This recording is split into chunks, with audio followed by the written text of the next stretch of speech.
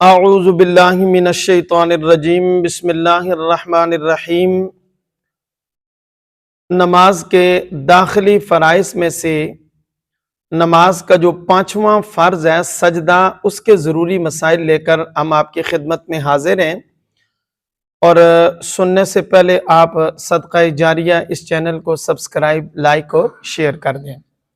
تو ہم سجدے کے مسائل کی بات کر رہے تھے، تو یاد رکھیں کہ دونوں سجدوں کے درمیان جلسہ کرنا یعنی سیدھا بیٹھنا وہ کیا ہے؟ واجب ہے۔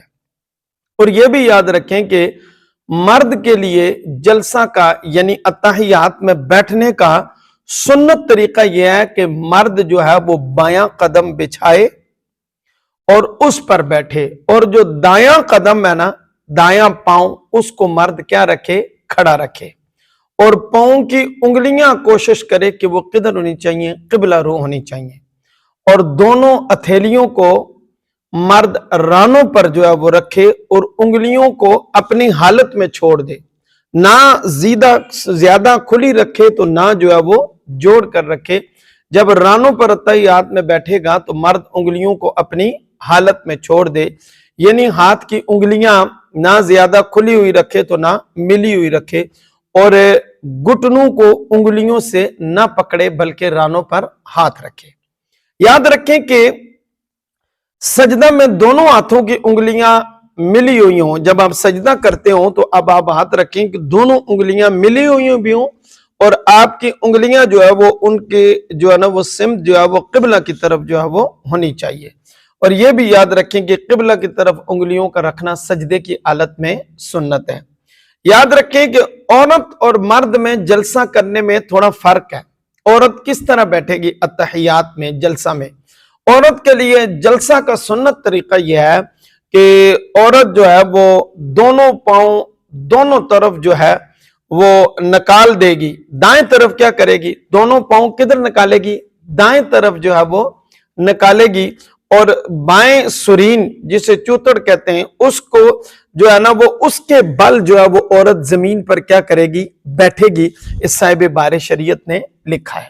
اور یاد رکھیں کہ سجدہ میں جاتے وقت جب آپ سجدہ کرتے ہو، کوئی بیماری نہ ہو، کوئی مسئلہ نہ ہو، کوئی پرابلم نہ ہو، تو یاد رکھیں کہ سجدہ کرتے وقت، سجدہ میں جاتے وقت زمین پر پہلے آپ نے گھٹنے رکھنے ہیں، پھر آپ نے ہاتھ رکھنے ہیں، پھر آپ نے ناک رکھنا ہے، اور پھر جو ہے وہ پیشانی رکھنا ہے۔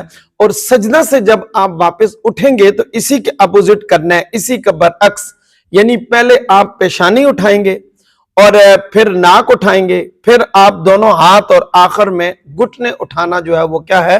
یہ سنت ہے۔ فتاوی عالمگیری کے اندر یہ موجود ہے۔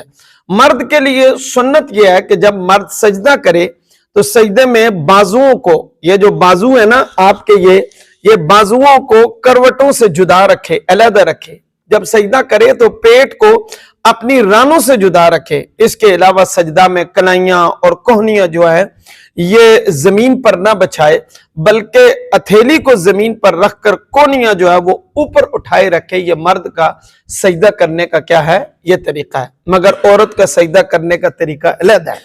یاد رکھیں کہ عورت کے لیے سنت یہ ہے کہ وہ سمٹ کر سجدہ کرے، یعنی بازوؤں کو کروٹ سے اور پیٹ کو ران سے، اور ران کو پنڈلیوں سے، اور پنڈلیاں جو ہیں وہ زمین سے کیا ہے؟ ملا دے، اور کوہنیاں جو ہیں اور کلائیاں زمین پر بچھا کر سجدہ کرے۔ فتاوی عالمگیری کے اندر عورت کے سجدے کے حوالے سے یہ باتیں لکھی گئی ہیں۔ اور آج کے کلپ کی آخری بات یہ ہے کہ دوسری رکعت کے لیے سجدہ سے اٹھ کر، یعنی پنجوں کے بل گھٹنوں پر ہاتھ رکھ کر کھڑا ہونا کیا ہے؟ سنت ہے۔ لیکن اگر کمزوری وغیرہ یا عذر کی وجہ سے انسان زمین پر ہاتھ نہ رکھے، زمین پر ہاتھ رکھ کر اگر نہیں اٹھتا تو تب بھی کوئی حرج نہیں ہے۔ اور یہ یاد رکھیں کہ سجدہ میں نظر جو ہے وہ ناک کی طرف کرنا کیا ہے؟ مستحب ہے۔ یہ تھا کلپ نمبر 33۔ انشاءاللہ العزیز کلپ نمبر 34 میں سجدہ کے آخری مسائل لے کر آپ کی خدمت میں حاضر ہوں گے۔ تب تک کے لیے اللہ حافظ۔